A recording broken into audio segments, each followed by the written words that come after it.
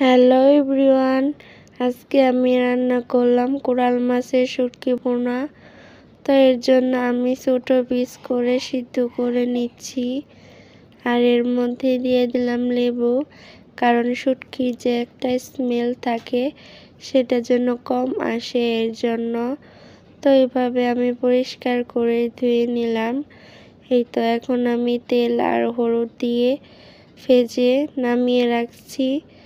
তো এরপরে যে তেলটা ছিল এর মধ্যে দিয়ে দিলাম আস্ত জিরা, তেজপাতা, এলাচ, দারচিনি, পেঁয়াজ কুচি দিয়ে ভেজে নিচ্ছি। বেশি ভাজবো না, কারণ আমি ভুনা করব। তো এর মধ্যে দিয়ে দিলাম হলুদ, আদা রসুন জিরা বাটা, মিক্স মশলা, মরিচের গুঁড়া, ধনিয়া গুঁড়া, স্বাদ মতো লবণ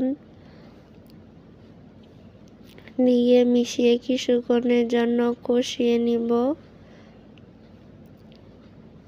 এই তো এখন আমি অল্প পরিমাণে পানি দিয়ে কষিয়ে নিব।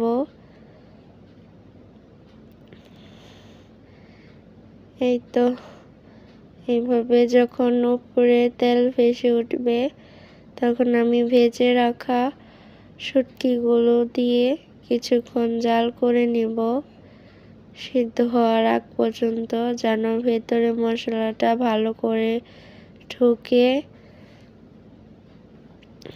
এই তো আমার প্রায় কষানো হয়ে আসছে। এই তো দেখতে পারতাছো, এটা কিছুক্ষণের জন্য আমি ভেজে নিব যেন আর একটু শুকায়।